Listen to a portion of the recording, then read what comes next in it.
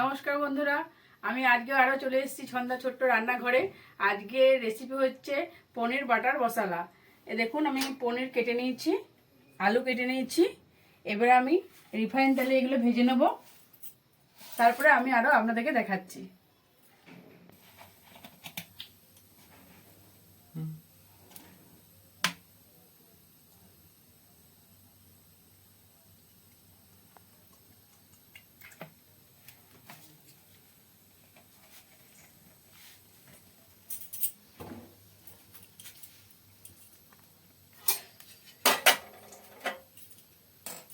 আমার চলে এসছে, তেলটা চলে এসছে আমার।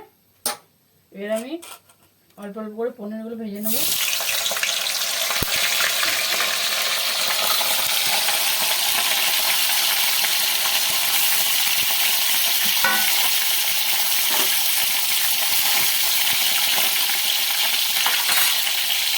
বেশি জোর আঁচটা রাখবেন না, একটু কম করে দেবেন।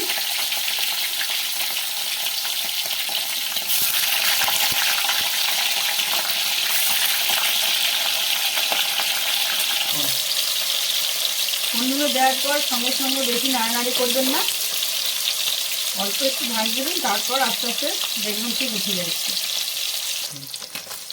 এবার আস্তে আস্তে আমি তুলে নেবো, উল্টোবো।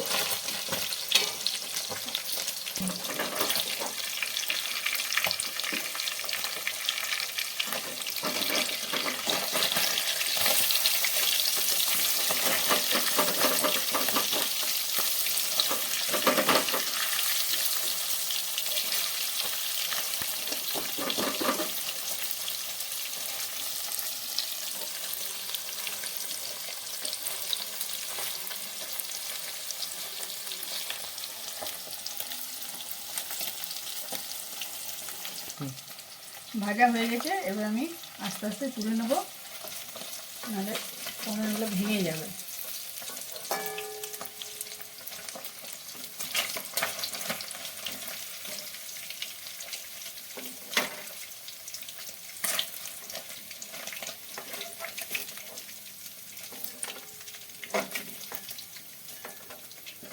সব পনির আলুগুলো ভেজে তারপর আমি আপনাদেরকে দেখাচ্ছি।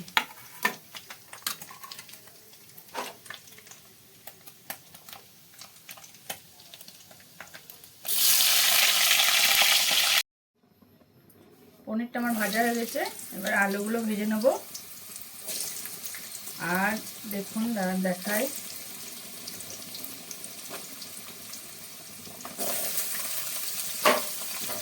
এখানে আমি একটু নুন, জল আর নুন একটু দিয়ে রেখে দিয়েছি। নুনটা গুলে নিয়ে পনিরগুলোতে দিয়ে দেবো, যাতে পনিরের ভিতর নুন ঢুকে থাকে।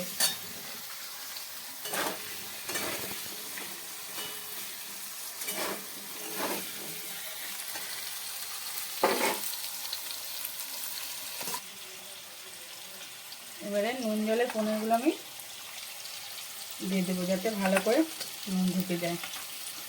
আর বন্ধু, আপনারা তো লাইক, কমেন্ট, শেয়ার আর সাবস্ক্রাইব করে দেবেন।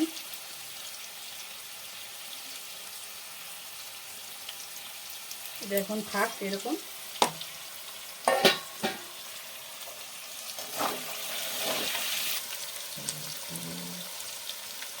দেখুন বন্ধুরা, আলু আর পনিরটা কিন্তু একই ধরনের কাটবেন। হ্যাঁ, দেখুন, এই ডুমো ডুমো করে আমি এরকম টাইপের আমি পনিরটা কেটেছি, আর এদিকে এরকমই আমার আলুগুলো কাটা আছে। দেখুন, এরকম করে কাটবেন, তাহলে দেখতেও সুন্দর লাগবে আর খেতে তো সুন্দর লাগবেই। করে খেয়ে একবার আমাকে বলবেন। তেলটা আমি দিয়ে দিয়েছি কড়াইয়ে, তেলটা গরম হোক। এবারে পনিরটা করার জন্য আমি নিয়ে নিয়েছি নুন, হলুদ, জিরে কুটো, সর্ষের তেল তো দিয়ে দিলাম। এনে নিয়েছি পনির বাটার মশলা দিয়ে নিয়ে একটা প্যাকেট নিয়েছি, আর নিয়েছি একটু লঙ্কা কুটো।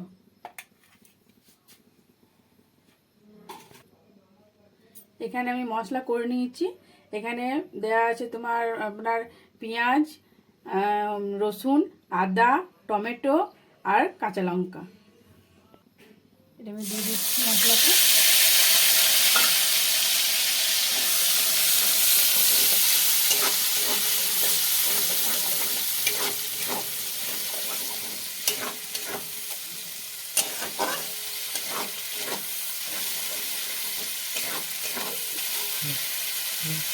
মশলাটা আমি ভেজে নিচ্ছি।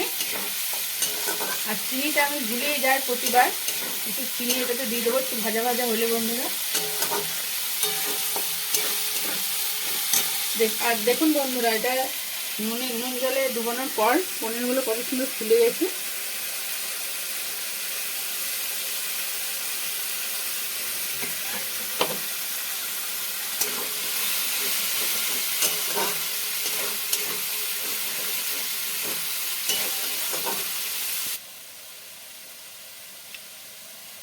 একটু চিনি দিয়ে দিলাম। এবারে জিরে ধনে গুঁড়ো দিয়ে দিচ্ছি পরিমাণ মতো, নুন,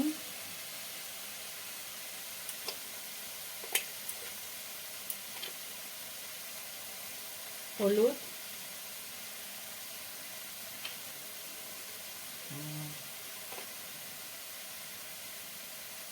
আর লঙ্কা কুটো।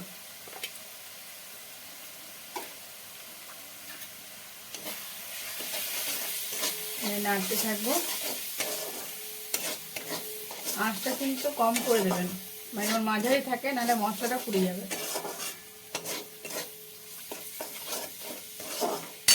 একটু সামান্য জল দেবো।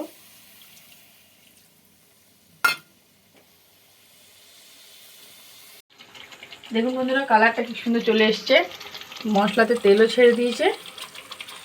এবার আমি এই ভেজে রাখা আলুগুলো দিয়ে দেবো।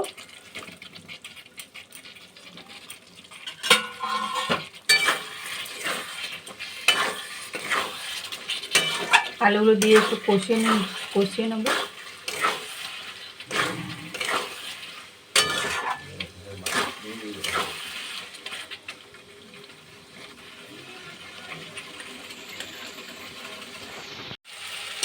দেখুন বন্ধুরা, আলুটা আমার খুব ভালোভাবে কষা হয়ে গেছে। এবার আমি জল দিয়ে দেবো।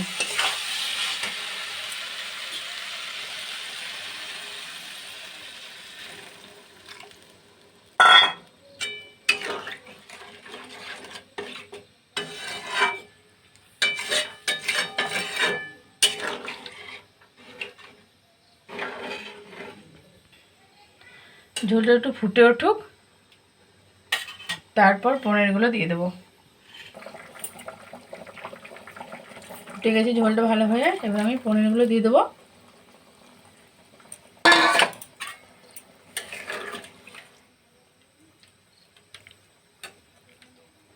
আর একটু ফুটে নেই।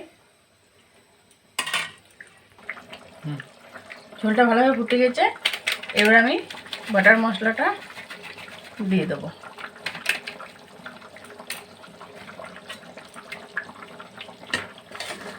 এই যেটুকু জল আছে এবারে পনিরে টেনে নেবে।